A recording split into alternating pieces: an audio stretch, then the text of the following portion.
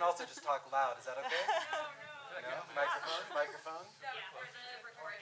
Oh, good call. Hello, hello, hello. Oh, that sounds great. We're live. All right, everybody. Hello. Thank you for being here on such a beautiful day. I know it's hard to be inside when it's like this, especially after some of the weather we've had recently, so thank you for being here. I just want to start by recognizing that we are on unceded land of the Tewa people. And we recognize that a land acknowledgement is only a small part of supporting Indigenous people. And acknowledgement requires holding space for both the beauty and for the pain of our shared histories, and supporting an ongoing dialogue and storytelling that reflects the vibrant diversity of our community. We'd like to acknowledge and celebrate the many contributions Indigenous people bring to our community, and we'd like to acknowledge our role as future ancestors and our responsibility to steward and care for this land, water, air, and for future generations. Our panel discussion today focuses on the radical expansion of civic dialogue in contemporary art and community-based education, featuring Desierto Mountain Time partners and regional artists and educators. Desierto Mountain Time is a constellation of contemporary arts organizations in southwestern United States, northern Mexico. We make meaningful connections between local and international art communities, spurring conversations across the Chihuahuan, Sonoran, and high deserts. Desierto Mountain Time shines a light on the vital interconnected arts of our region, as well as the rich political, social, economic, and environmental dialogues they contain. There are many partners who are in the crowd today, so thank you all for being here. We have lots of folks who came and drove and made the trek out, so special thank you for you all who made the journey. Also just want to recognize Carolina Franco, who did so much hard work. Yes, please. Carolina was our kind of primary coordinator for our gathering, so thank you so much. Our panel today, we have a wonderful panel. And for sake of time, we actually put the longer bios of everybody in the programs that you should have access to. If you don't, they're at this table right over here. And I'm just going to introduce each panelist, and then we'll jump right in. So first, I'd like to welcome Viola Arduini. Did I do that correctly? Oh, wait, great. Wonderful. Viola is an Italian artist and educator currently based in Albuquerque, New Mexico. She works as an art educator and administrator at 516 Arts. I'd also like to welcome Jamie Blosser. Jamie's an architect based in Santa Fe, and she's the executive director at the Santa Fe Art Institute. I'd also like to welcome Jessie Ryker-Crawford, who's White Earth Chippewa, and is the director of the MFA Cultural Administration Department at the Institute of American Indian Arts, or IAIA, here in Santa Fe. Also from IAIA is Daisy Quezada Ureña, who is a visual artist and educator based here in Santa Fe. She's a faculty member and department chair at the Studio Arts program, as I mentioned, at IAIA. We also have, last but not least, Bianca Castillero. Bianca is an art educator originally from Mexico City, and she currently coordinates the EMMA program in Ciudad Juarez, which is an educational outreach effort that works with underserved teens. So thank you all for being here.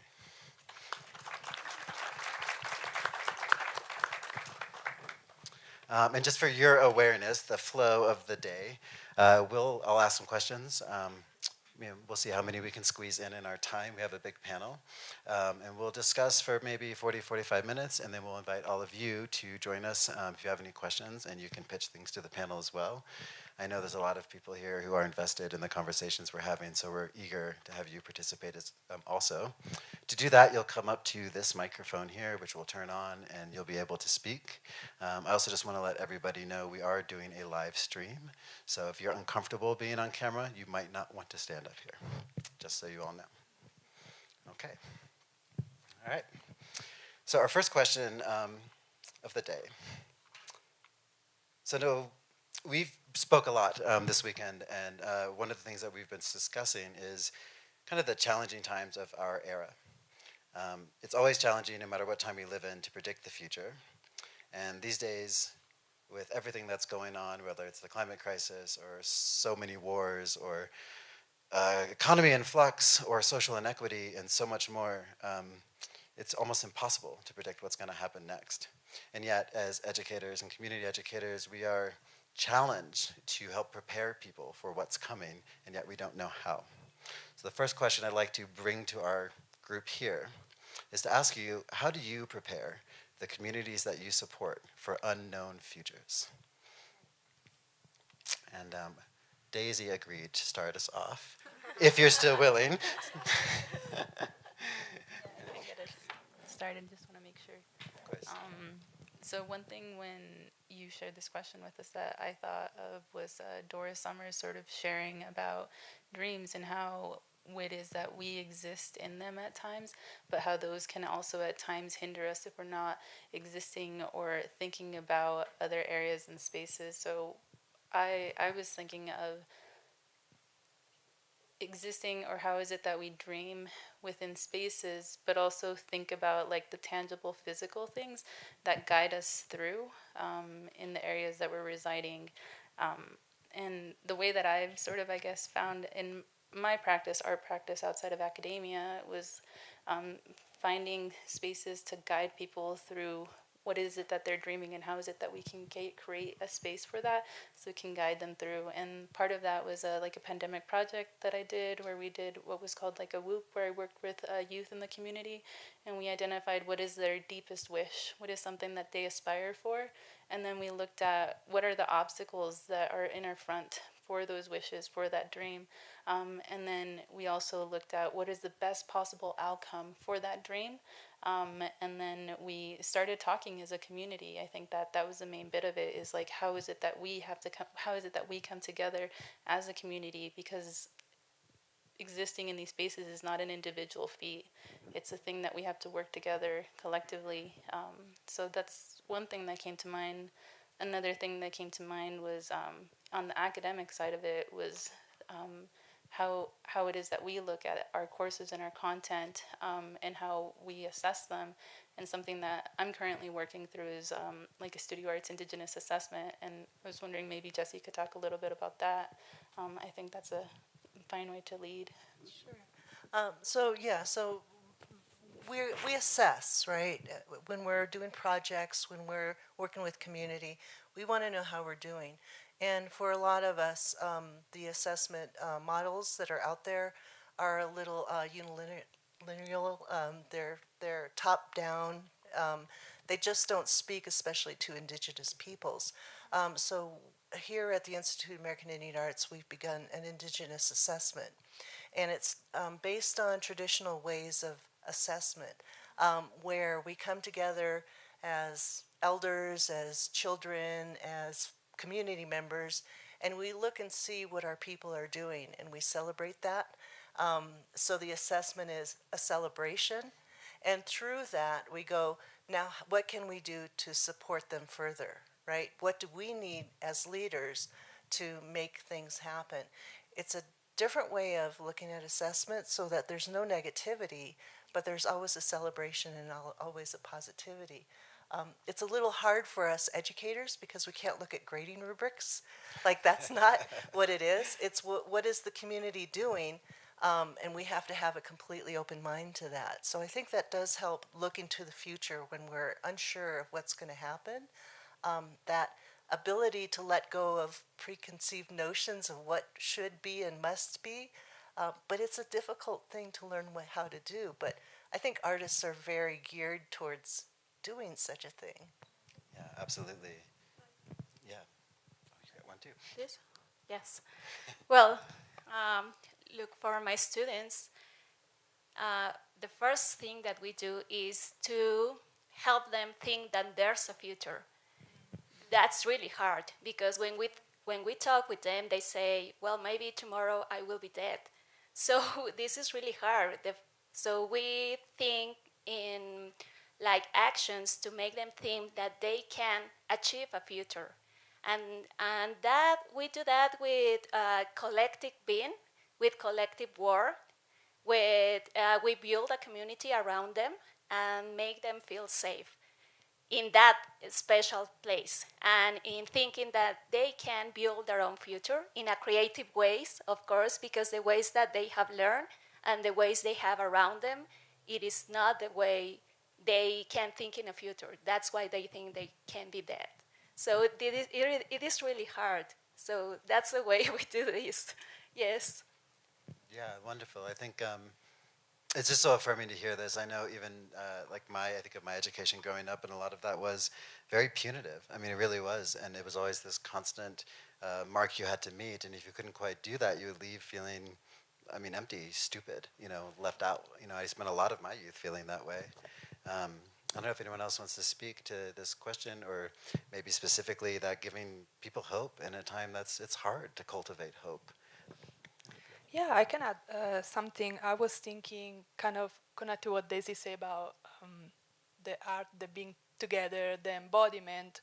And so I was thinking how art as a space, and in particular as a way to touch, literally, and connect with the themes and the idea and the issues. So speaking alongside my educator role, but also as an artist, think about environment, think about ecology, thinking about how it's necessary to bring different voices and different narratives. And we mentioned that this morning in our conversation, how the artwork itself sometimes is not the most welcoming. So I think that's kind of the work, and I'm still experimenting on how to do that, but really starting from the art, bringing questions, and then making space for these voices. I think in there is already building a future, because if there is more people around the table, that necessarily is going to change what the future is going to look like. One thing I used to tell my student when I was teaching that I still love is, I'm a big nerd for etymology, for where words come from. But I used to tell them that art comes from the Indo-European ar, that is the same root that in Italian become arma, and arma is weapon. So the same root, and not to in a sense of violence, but in a sense of like something that has a power, has change. So I don't know. Thank you for teaching me new words and their origins. Does anyone else want to comment at all? Yeah, I mean, I think in just listening to the responses, it seems like community in general is just a constant theme in this work. I wonder if anyone would want to share just a little bit about how you cultivate community. Maybe, how do you create those spaces? I mean, it's a term I hear a lot, holding space for people. And it sounds great, and often I think we might be doing this, but there's no map exactly for every group. So I wonder how you approach this. Like, how do you deal with knowing community is a very slippery word? And how do you, where does it go? I mean, we're a community right now, perhaps. When we leave, does that still count? There's people watching us online. I don't know. Do they count? I think so. I mean, how do you navigate these kinds of slippery terminologies?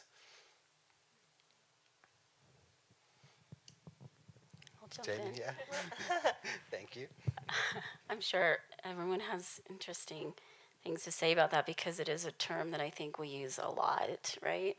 It takes the place of probably sometimes maybe better words, but one thing that we do running a residency program is the thematic year, which is such an important armature for us to bring together a very diverse community from all over the world, because we are inviting folks from all over the world with all different disciplines, all different points in their career. And sometimes they're not really clear when they show up at the Art Institute that they're in community. And what that means is that you have a private room, and many of our Desierto Mountain Time partners who are staying with us this weekend know that as soon as you walk outside your door, you are in community. And that is very clear definition of it, because you're sharing a kitchen, and you're sharing studio space, and you're sharing a beautiful courtyard. But one of the ways that we try to cultivate that is through values. And so every every month we do come together with community agreements. And this has now included COVID protocols. So, staff and I are constantly talking about what's our baseline for those values and agreements, but we always go along with the consensus of the group. And that means that we're all responsible for defining what that community looks like for that month, and how we are responsible and accountable to one another. And it's often, not easy. It's actually kind of hard to be in close community in that way.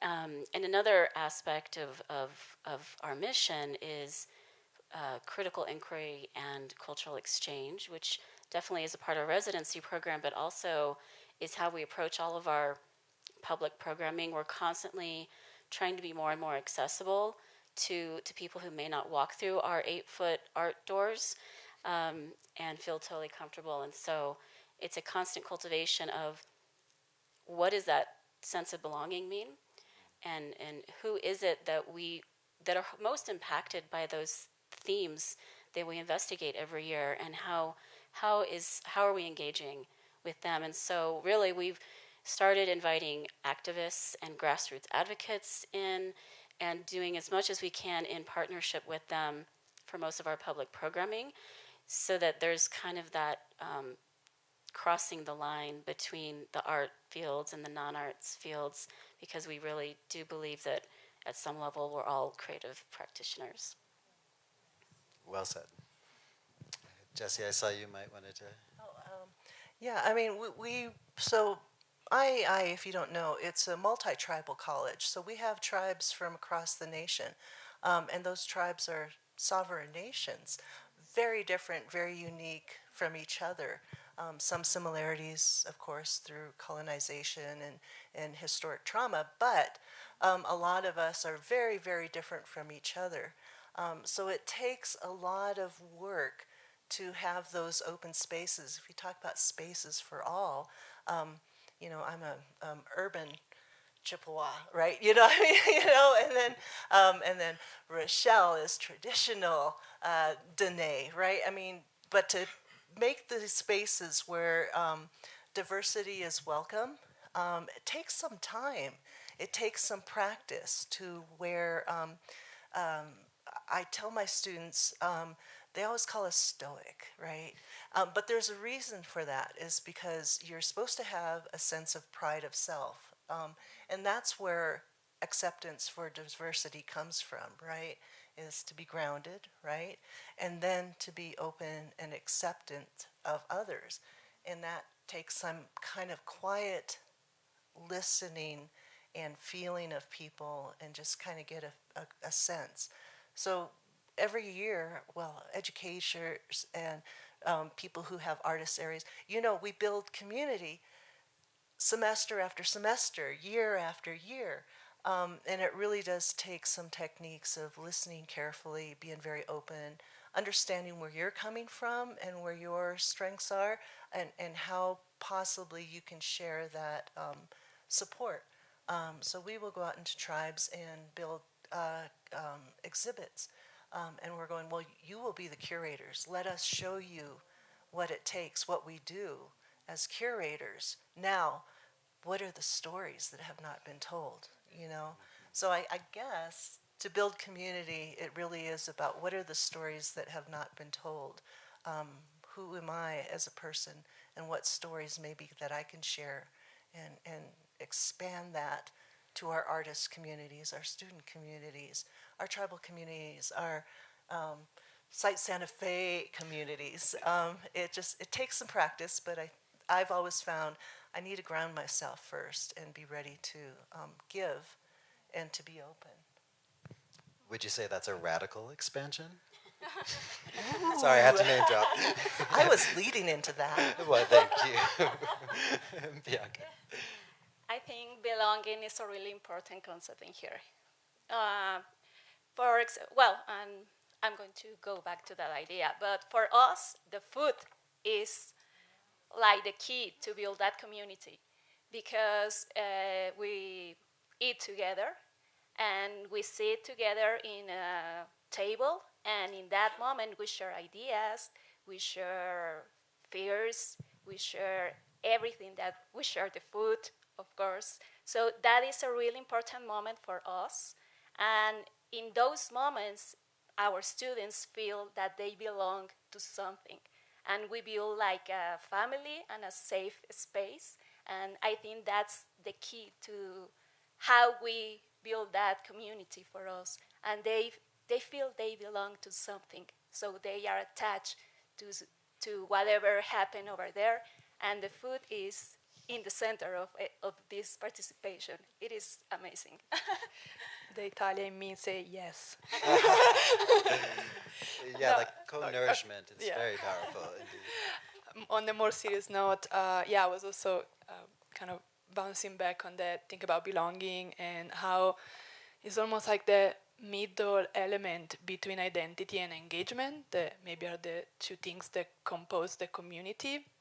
The identities you think you feel you belong to, the communities you feel you belong to shape your identity.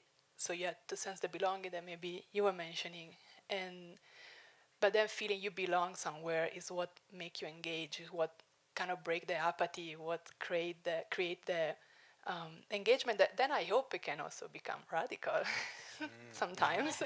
Absolutely. I also think it's humility when you're going into a space. Sometimes people come into spaces and they have specific agendas, and you can't come into community. You can't create community with an agenda. You have to come into that space being extremely humble and respectful and considerate of everybody that's being welcomed into that area.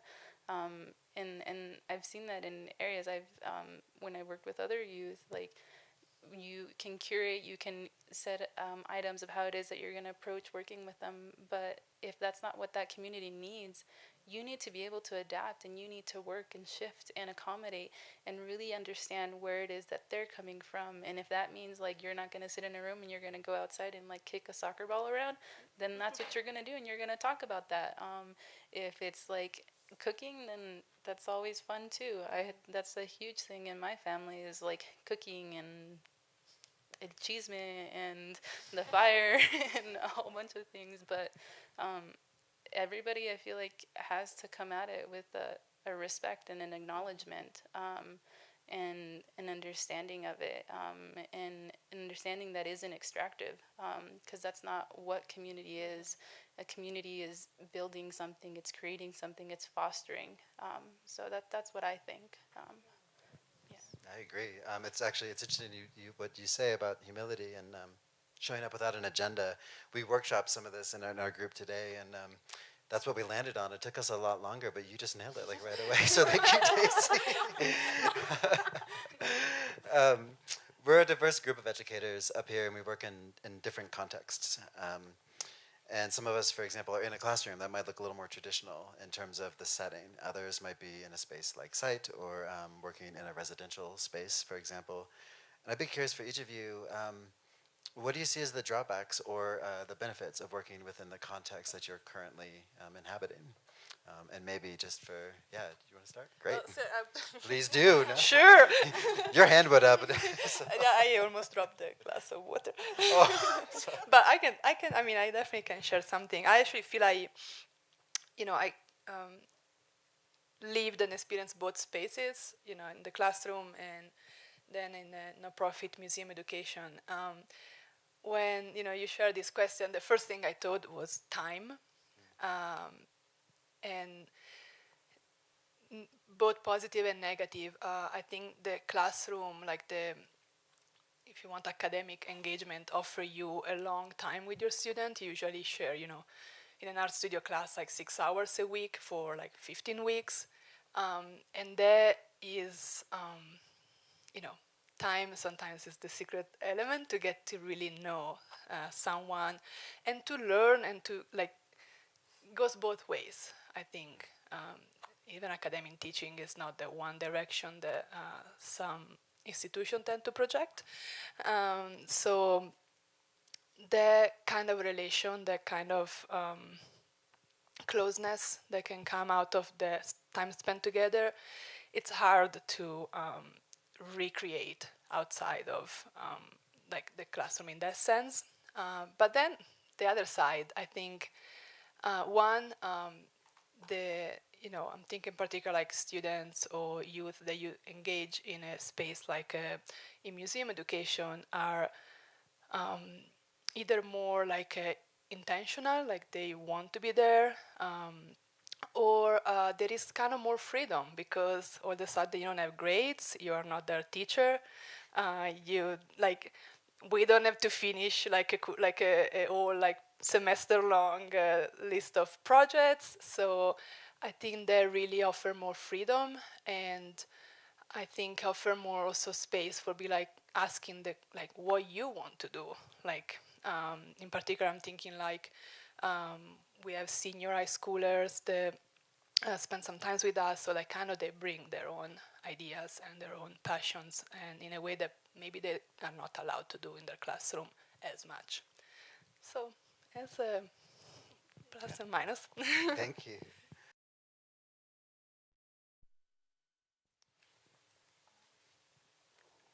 I thought this was an interesting question because I don't know if I look at the deficits of it. I feel like we approach a specific environment and we work with the conditions that we have, right? And we set those conditions, and then the main thing that we're gearing towards is the people that we're in those spaces with. So maybe you see them as limitations, but I sometimes see them as opportunities. Maybe we don't have this specific tool or this specific thing to create something, but that doesn't mean that we as artists can't create something else that can foster that or can lead to something else. Sometimes financial resources can be an obstacle for institutions or even just local community work, but artists create what it is that they need and what it is that they see. Yeah, I don't. That's my sort of like. Thank you for turning that into the positive. And I agree. There's something beautiful about constraints that I think artists in particular have a way of embracing, for the better. I think also we have to question the idea of what a classroom means. I was like last year in this panel, and we were talking about what is a classroom. And I think, well, at the end, there's a lot of ideas, but we thought that it is flexible, and it is about the students. It's about something you learn, something you teach, and something that happened in that moment. It's an action more than a place because you build that place. Is we talk about like a no place, but you build it, something that happened over there. So when we were talking about this, I think first of all we have to think what is a classroom. Of course, if we're thinking about in the traditional setting of a classroom, like you have four walls and a window and a door, well, you know that something is going to happen inside, right? That something is going to, it doesn't matter what. So sometimes it's good because the settle is so traditional that if you move something, everything changes for the students. If they see a different color, if they see like a different person, it's like, oh, this something is going to happen. So, but sometimes it's like a cage, but you can also change everything over there. You can just make things happen over there. But this allow me to think more like how you work in like closed spaces and in like open spaces, because sometimes when you work in community, you have to work in parks, for example, or you have to transform some places like share places because you share it with, for example, no, us. We share the same place that we call classroom with a Zumba class.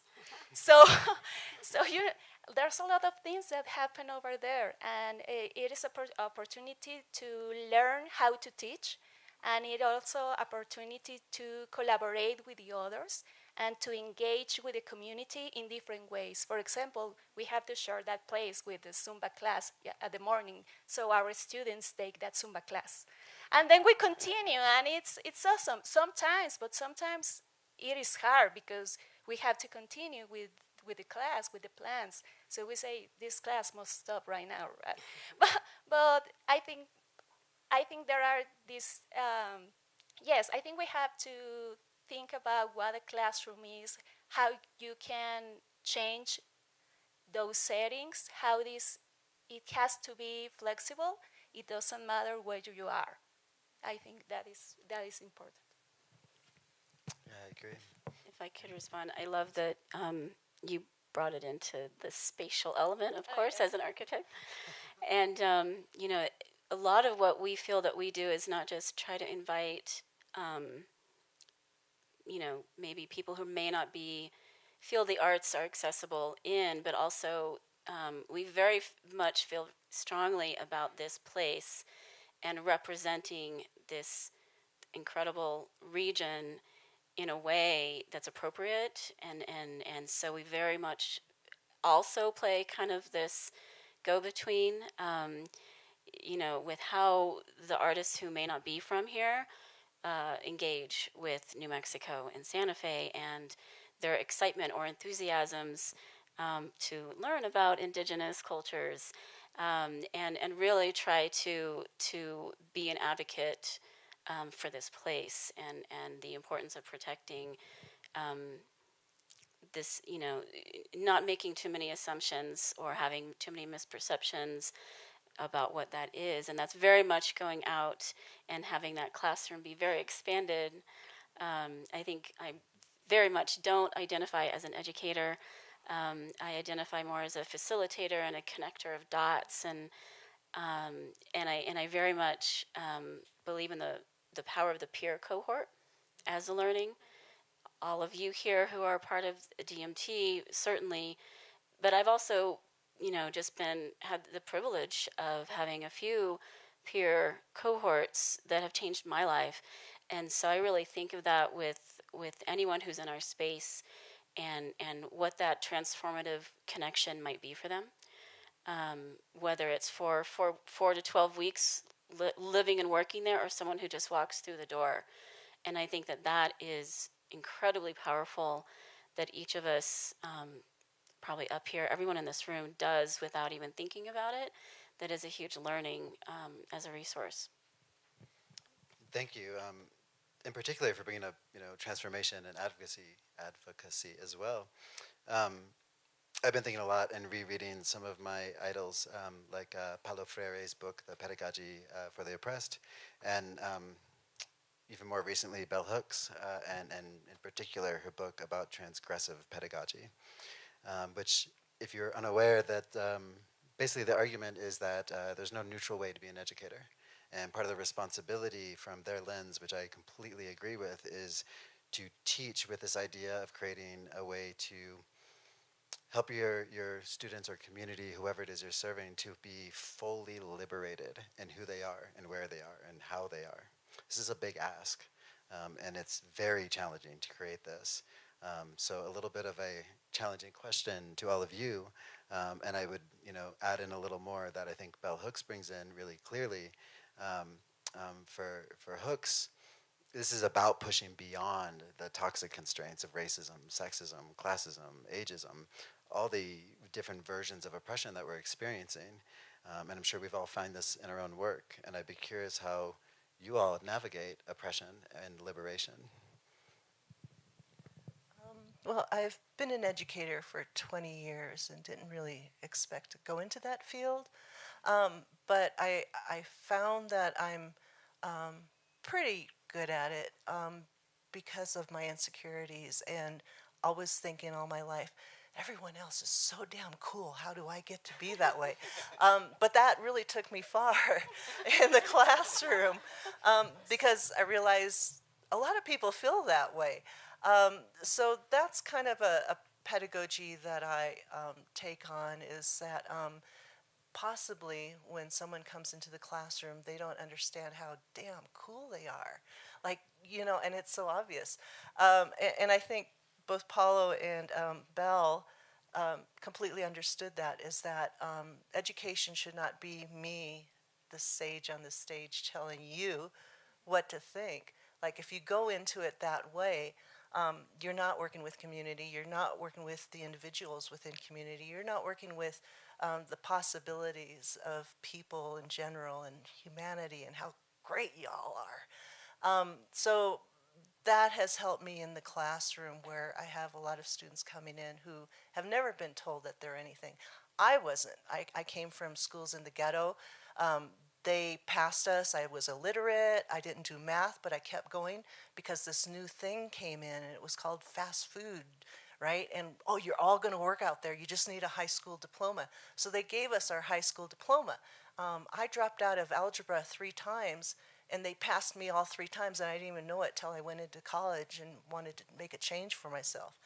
So, so those pedagogies of making education different and really listening, and that comes back around to community. Who's your community in the classroom? Where are we going? How cool are you? What's the new things that we're going to do together? And when I was told that I was someone of worth, that really opened my doors. So from someone who came in at a 3rd grade education level of reading and writing to getting a PhD. I'm like, what? But that started from someone telling me in a classroom, of all places, you're of worth.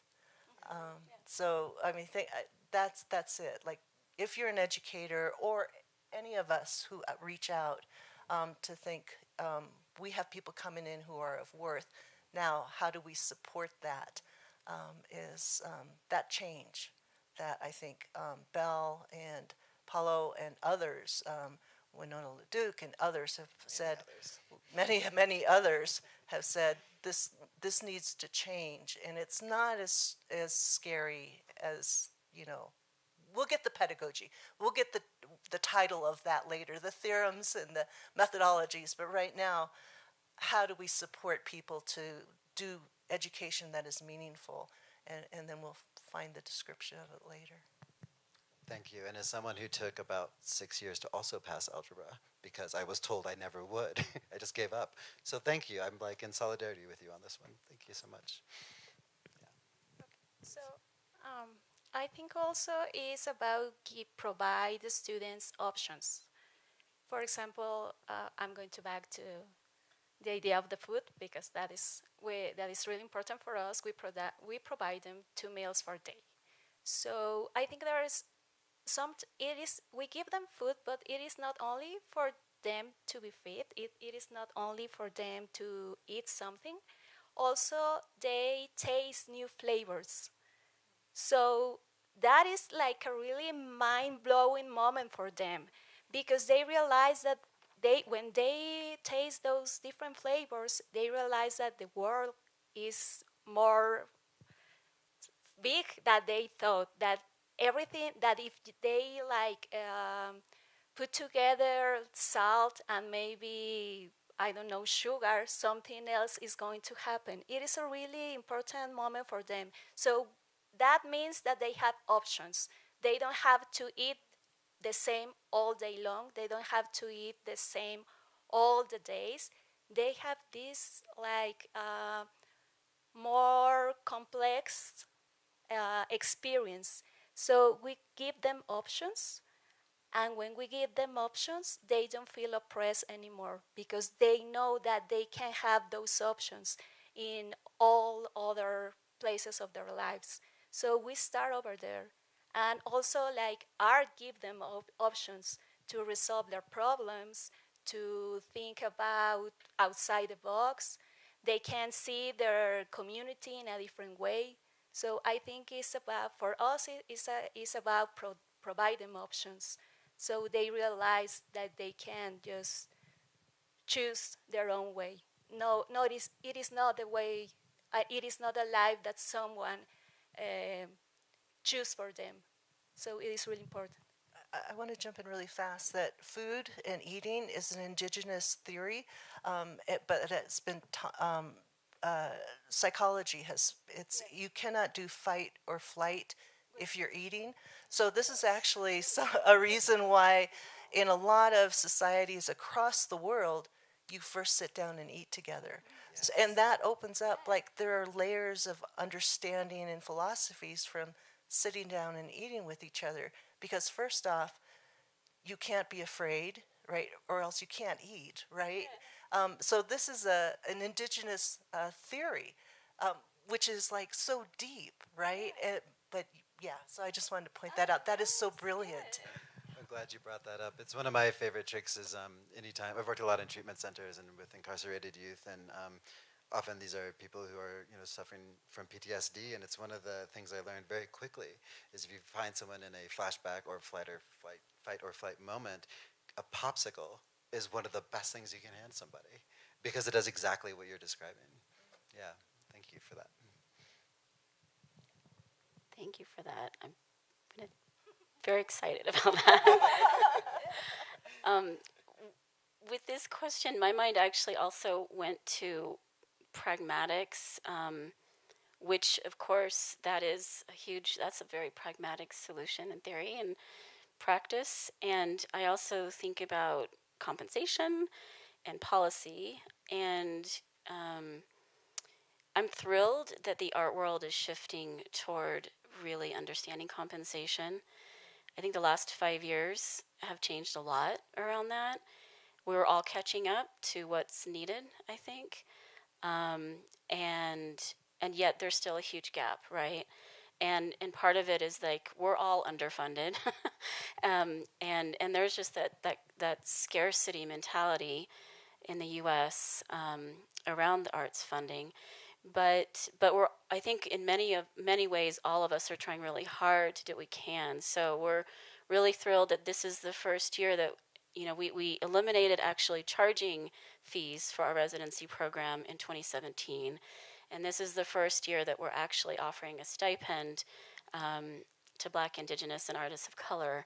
And then next year with our sovereignty theme, which is applications are due April 9th.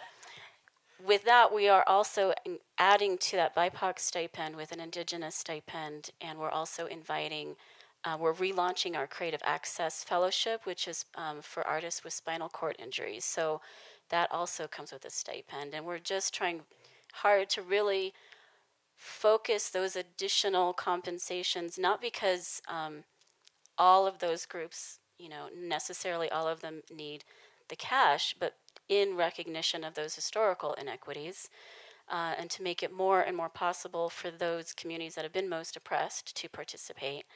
And then I also think that in terms of policy, this Creative Industries Division bill, right, that we're hoping that the governor signs by this Friday, I think it could be a huge acknowledgement from the state of all the creative industries and artistic practices that have fed the economic engine, even though, of course, the economic engine in New Mexico is still not competing with a lot of other states, but the arts and creative practice is a huge part of that.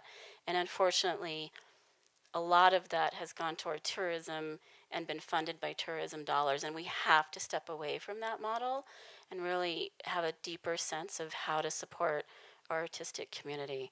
And I know that's just one step, but I think it would be pretty interesting and potential for growth in the future. Yeah, absolutely. Just listening to the ideas of what's the antithesis of oppression and hearing about agency, autonomy, creating resources. These things are very effective and yet complicated to provide. So thank you for working hard to do that. Does anyone else want to respond to this question before we move on? Just very quickly, when I thought about your question, I thought about moving across. In something as educator and artist, I think in terms of moving across fields and disciplines, because you mentioned algebra, and I think a lot of the problem of the Western idea of knowledge is specialized and compartmentalized, something. Deconstructive, it breaks things apart. It doesn't bring them back, and you need to understand algebra for algebra. You can't mix it. And I think that is not being serving us very well. I think it's term of oppression is definitely a colonial and capitalistic model. So that's why I think the art has a superpower in that. Go back to the weapon, but we can move across, and that's something I try to make space for. Others also I do in my practice, and I think it can again be radical if we really embrace knowledge that are not structured the way they taught us. They taught us our structure.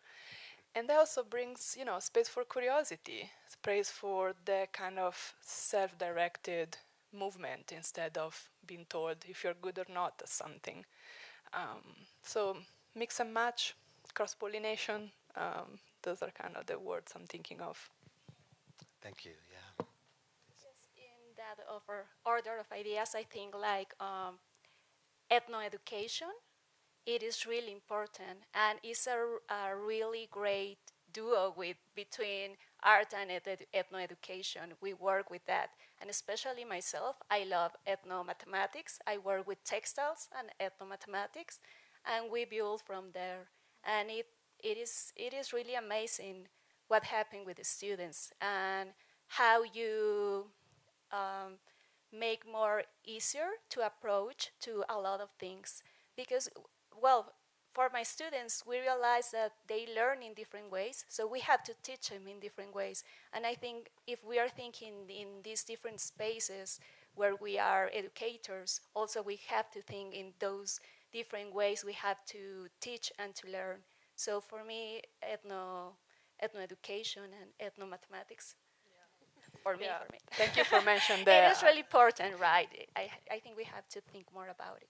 Yeah, I think definitely I forgot to touch. Thank you for bringing that up. Like different learning and neurodivergencies are like fundamental to me. And there are many ways to teach algebra. There are many ways to make art, and yeah, absolutely. So thank you for sharing that.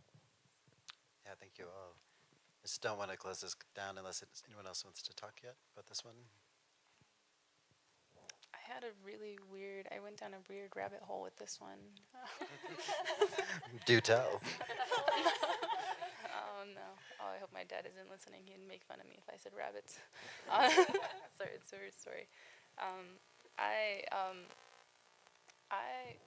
When I was thinking of it, I guess I went back to this other area. So like some of the work that I've made is talking about difficult items, and it's not that I don't think at times I'm trying to educate someone about it. At times I'm just trying to confront it and trying to work through it for myself and with and through the people that I'm working with.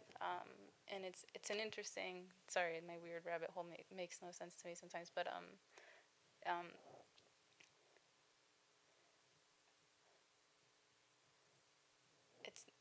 it's not that I don't think I'm trying to lead people or guide them. I think it's like a halfway point. Like when we're trying to talk through heavy issues or anything, we can't hold everybody's hands part way through. Like we have to, like there is a mutual exchange that needs to happen. Like the fact that you handed them the popsicle and they took it and they consumed it and that changed them, that is a big part of it, because it's not, we can't hold all that weight. Each of us, every single person that's here on this podium, everybody that's out on the audience, like we can't hold that weight. It needs to be reciprocated and it needs to be an exchange. So when I think about that and I think about making work and connecting with community or making an impact or other things, it's just trying to figure out how is it that you're creating or fostering or building that. And I think of like different works that are done that support that. Like I love Pedro Reyes's Pistolas por Palas. Like that's an amazing work that was done that did that. I think more locally of like Yvette Serrano and Hernan Gomez's Querencia project. That's something that they created, that they built, and then that they took out on bikes to spaces, to those community folks. And people had to come up. Like they did screen printing, they did other activities. They had popsicles there too.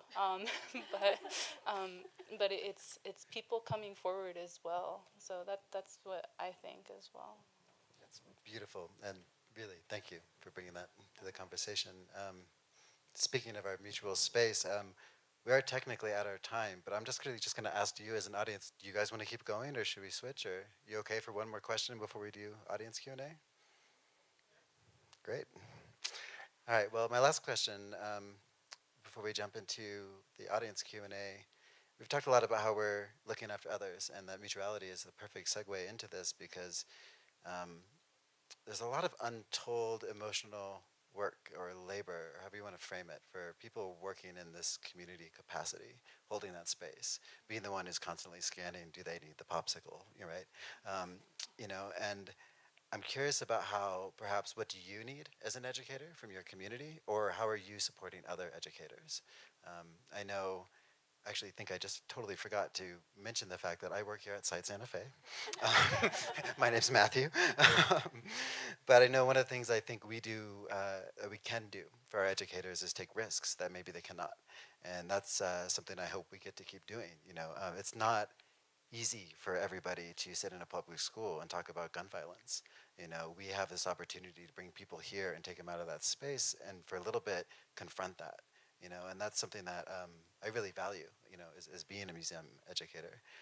However, I still go home, and it's heavy. And, I rely on a very strong community of people who I generally need to keep doing this work. And I'm wondering how you all support maybe others or the kind of support you need.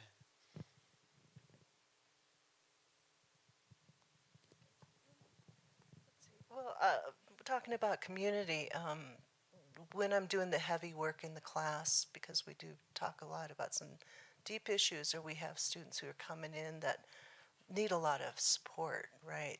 To see that they're these glowing things that are so amazingly brilliant, and it really helps me to be able to speak with other educators and what they're doing. I mean, and when I go too deep and I'm just all by myself and doing these things, and we're all, we've got a lot of faculty, but we don't always have the time to talk. It really helps to just hear what other people are doing, as far as outreach and, not just the struggles, but also like those fabulous moments of that worked so well. Really keeps me going at times, and I forget to do that. I forget to reach out and go, what have you been up to? What did you do today? Like, this is what I did. Yeah, so I think networking is really important, and it's something as educators and people who work in the public forums forget to do, because we are stuck in our areas doing these very important things, and we need to step out and hear, what are you doing as well? I think that being an institution, sometimes we turn people into machines and we forget the human of them, right? We expect all these deliverables from them, like A, B, C, D, and even beyond. And I think, yes, having that human moment of like just going out on that hallway, or like going out with them, and like talking through what it is that they're sitting with is important, because everybody's holding something. I feel like something that came up previously for all of us is that people are tired, we're exhausted, right? And sometimes being at an institution that requires something, like, it's just like you need to deliver, like you need to be present like 150% of the time, and you're not allowed to falter. And we as humans, we're not that. We're living, breathing people, and we need that space. We need like a hug. We need like a high five, social distance high five. I don't know. We need that human contact. But and that's me, right? Everybody needs something different, so it's also understanding what people need and maybe asking them what they need.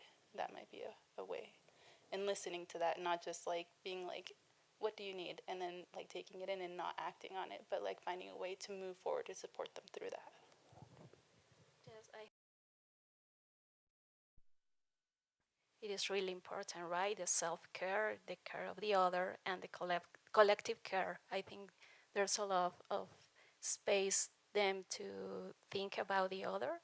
Um, Maria Puig de la Bella, I don't know if you know her, Maria Puig de la Bellasca. She wrote this book that calls Mothers of Care. And well, she talks about the care of the things, of the objects, and the other beings. And so I think there's a lot of like ways to take care of the other in a very meaningful way. And one is like a very basic thing, just be kind, right? just be kind. But I think like be kind with the other one. Think that how you all say they are humans. They need sometimes they need a hug, but sometimes they don't. So I work with a really large group of people, and first of all, I ask them what they need. Maybe they need a hug, but for example, me, I don't like big hug. So I say no, I don't. But I need to talk with the other. I need to eat with someone else. So I think I listen the necessities of the others. I ask first. That is really important for me. And also, I think I value their experience because I think that is really important to meet the people you work with and value their experience and whatever they tell you, their necessities, and just be kind and take care of them, take care of you, take care of the collective and your community in a lot of different ways. There's no only one, right? Very sage advice. Does anyone else want to comment? No, I was just kind of re-echoing and resonating with what has already been said. And I think we mentioned this morning in our conversation as well, kind of we live in this very liminal time right now, I feel, where it's like the pandemic happened. Like, I don't know, it's like we need the tense that is between present and past. But we are also kind of collectively maybe pretending it didn't happen, or maybe institutionally is said. I don't know. We are back to normal, whatever that means. So I think it's a time of big fatigue for educators, I'm thinking in particular, but for everyone, like for humans. And I resonate with what's being said about connection. I know myself when I feel empty, it's because I feel disconnected. And but I think this fatigue is sometimes amplify that feeling. And I know, like talking with educators, particularly thinking like high school teachers, and how the students are feeling disconnected in terms of how socially impactful the pandemic was. So I don't really have an answer except for listening, listening what the educators need. Like there is, maybe some idea we have as an institution of what we can offer, but then there is what they need. And I think that's a continuous conversation and is fluid and needs to stay fluid. And yeah, so I don't know. That's what I was thinking. And I think I said this earlier, but I agree with everything that everyone has said up here. I think that there is this fatigue, that there's this need for more connection than ever, and I think the silver lining is actually that we're realizing that and we are reaching out. This group is a prime example of the sort of porosity, I think, between institutions now that maybe didn't exist as much just a few years ago, because we all are realizing this is more weight than one group of people can handle in one place. And because we're also all working with students and artists, and there is this, I think of them as sort of on the front lines of everything that's happening in the world, and realizing also what it does take to hold that space, and that staff and my team are needing support. And so one thing that we've done in the last year is weekly check-ins around critical care that are very simple. You don't have to say what's going on for you, but it's just good for the rest of us to know if you're holding more right now and that you might need a little time or space or hug or asking or listening. I think I just want to add that well, you have to be ready for change and to open to transform things. I don't think it's enough to listen and to value the experience, but also you have to change things if you have to do it. So I think that is really important, because if I feel really tired about something, or I can just deal with it and nothing changes, I think that's the point. That just so you have to be ready to change in order to answer what you are listening. So I think that is really important too. Yeah, thank you, everybody. I think this is a good time if anyone has any questions for the panel, if you want to make your way to kind of create a queue maybe by the microphone here, if anyone has any questions. We solved everything? Really? Please.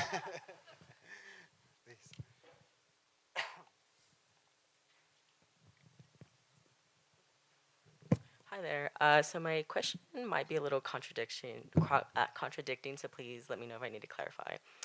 So as educators working within an institution and focusing on community engagement, how do you separate those two ideas? Essentially, community engagement is all about deinstitutionalizing the work that you do when connecting with other humans, not necessarily focusing on very, you know, what do you call it? Somewhat of a self-centered, idealized focus of passing on knowledge that an institution presents. So how do you engage with community engagement while also working in an institution? Excellent. So we've just started the first Masters in Cultural Administration in the nation. Nice. which is looking at how to be a kind and generous leader, not by necessarily leading, but by listening and going into a community and finding out what their needs are, right? Which takes community engagement to this I will say basic foundation level. It's not the higher level, it's the main level. So this master's program in administration or leadership has not really been done here. I won't say that. There have been some really amazing master's programs that are looking at how do you do administration writ different. But it is rough for us as faculty, and it is rough for our students to go, you are going to prepare yourself to support a community. You have no clue what they need. You have no clue who they are. They might not even have had the experience of being allowed to speak about what do we really truly need, right?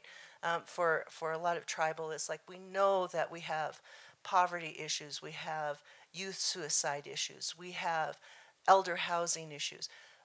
But let's really talk about some of these STEM issues that maybe you have not been allowed to talk about.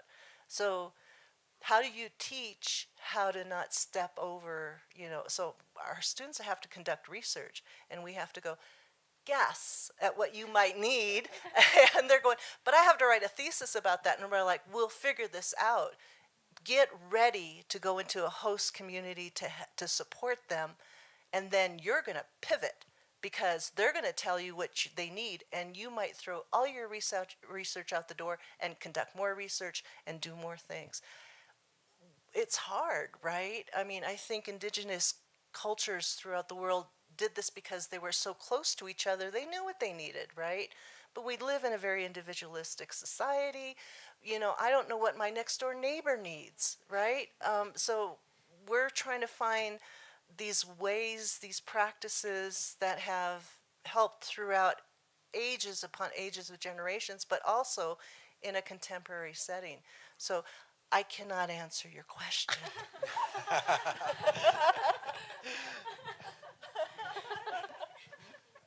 Anyone else? Yeah, I was gonna say, can anyone answer? Anyone go for it now? It's difficult. So like I currently am employed by an institution, but if I'm thinking of it like outside of that, it's it is complicated. I don't know. My mind is going to like when I first moved. Like I love my neighbors. Actually, I know them very well.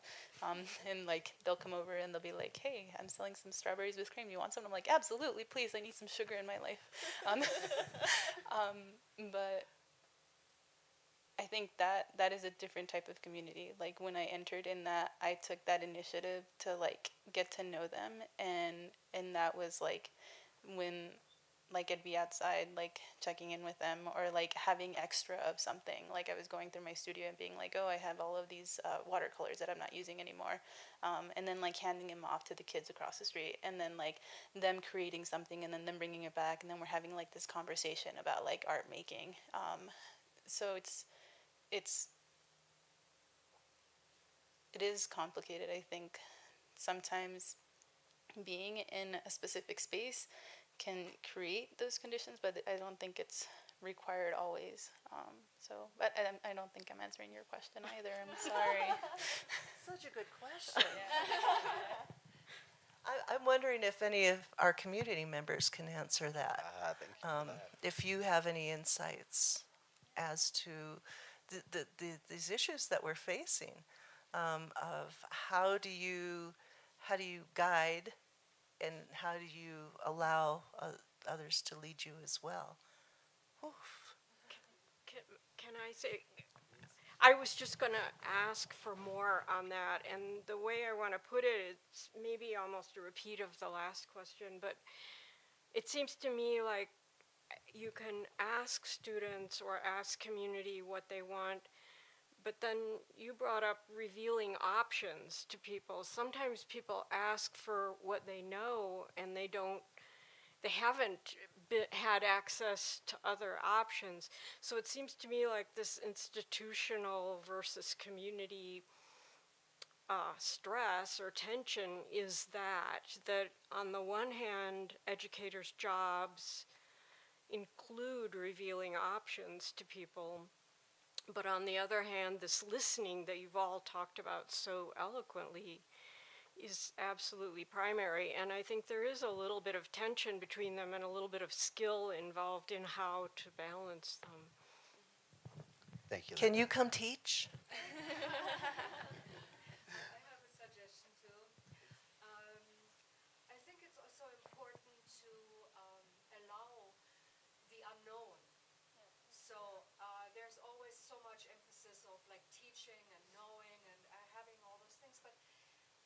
Moving in a time where you are really dealing with the unknown. So to really actually give it more space and listen deeply and actually being comfortable with that might be actually an option. Thank you. That's excellent. I kind of jump on there. There kind of was similar thought after listening to the first question, actually. It's imperfect. I mean, that's the reality of it. It's not,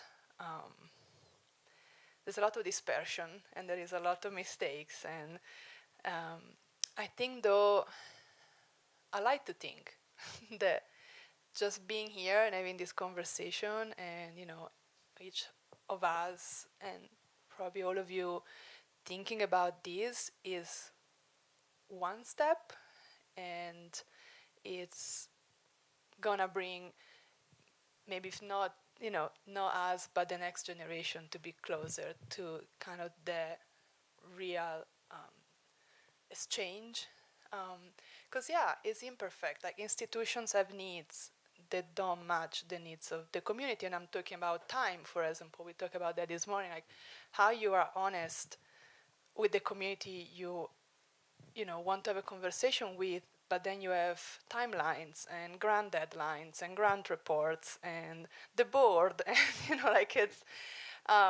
So I don't have an answer, but I think it's good to have this conversation and think and try things and be respectful and just don't try anything and listen.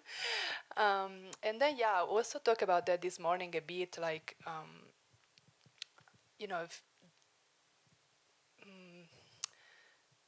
asking, but also offering some landscapes to move within in terms of, I like to think that maybe other side of the institution is the institution as knowledge in itself, as history, like we work with so many artists, so maybe we can bring some inspirations, maybe not, I don't know if option is the word, but maybe we can be like, hey, okay, I hear you need that, we can do this, or I don't know, have you thought about that? And so that can bring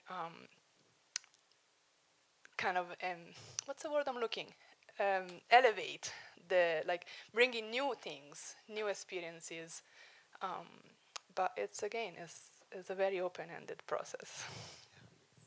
Yeah, I think it's a very good question, and it's kind of there's a I think a need for a lot of humility and a lot of nimbleness in order to be responsive as things come up, and because we all do need to acknowledge that we are part of this, in the U.S. at least, this nonprofit industrial complex, which stems from all the same original sins of everything in America, and so saying that we're an institution, working against oppression or toward liberation, it's like, well, let's just step back from that just a wee bit, and have some humility around it, and just try to, again, be responsive when things come up, and true to ourselves and our values, and recognizing that is that sort of emotional labor that goes unnoticed, that capacity that you build into an institution, so that the words that you speak on a panel aren't just words, that they're actually kind of turn into actions. That requires everyone in that institution to be human and relational and have the capacity to respond, and that takes a lot of work and a lot of time and a lot of that sort of deeper engagement one-on-one with people as things come up, because they will. Thank you for this amazing question. I want to be mindful of our incredible interpreter, who's working very hard to interpret everything we're saying. So thank you, Megan. Yeah, please. But I'd like to contribute a little bit to your question, Pico, because I think I just want to point out a couple of things. Within institutions are communities, right? You've been a part of this. And actually within art institutions, there's a long lineage of institutional critique. And within that, there's strategies, and they're not perfect, but I think they're great places to start. For example, participatory art, which basically says we want you to have as much power as our artists, and we want you to come in because we know without you, whoever you is, we don't matter, because we don't. As a cultural institution, we need people. And to honor that, I think, is one of the complicated things that we're trying to figure out. And it's one of the things you can see, and even in Pedro's work, for example, where he does often invite others to come in and rewrite and change the work. Again, this doesn't liberate everything and everyone, but there's something to me about that participation that can lead to agency, which ultimately is a redistribution of power. And for me anyways, this idea of institution is just as slippery as community. I've been part of lots of collectives that eventually became an institution. And I'm not quite sure when that happened or how. Usually it's funding. And I think that's a big part of what makes an institution, is the fact that we're living and operating in a market. And currently the market is driving more of our systems than our humanity. And I think that's actually, for me, when I think institution versus community, that's the only difference, is what's the value. So maybe as a way to kind of echo everything that's been said and just come right back to say community to me is that answer. And where you can find those, create those, and nourish those, hopefully they grow. But thank you for bringing such a good question. And Yeah, can I add one thing to it? please. Maybe one of the biggest things that institutions can do is just offer resources and offer material resources and then contribute towards that, like distribution. Because institutions often have the funds to do that. Which is like, you see some of my work is like I offer like material, like art materials, and have that access. And that's a role that institutions can do and contribute to that community building, like providing. Thank you. Please, please, please. Well, firstly, thank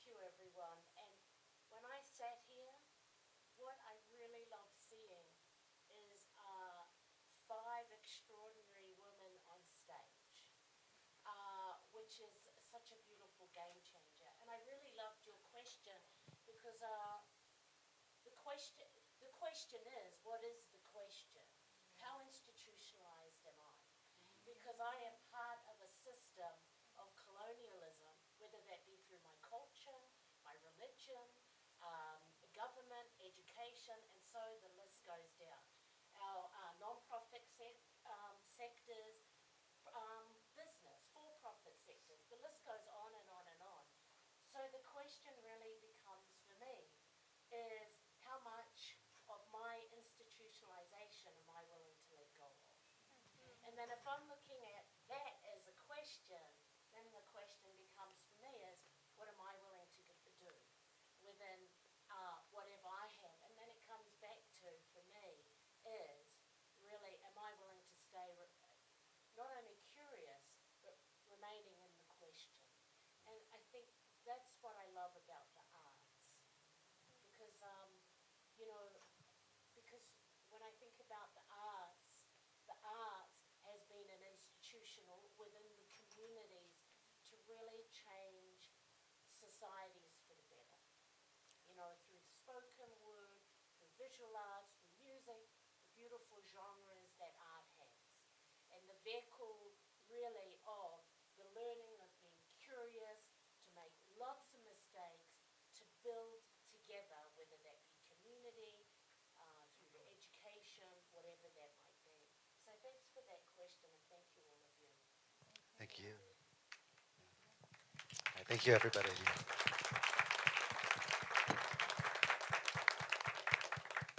And just so you're all aware, we are going to keep the galleries museum open until about 6 o'clock. It's not a lot of time, but if you'd like to see some of the work, you're welcome to. And thank you all for sharing this time with us.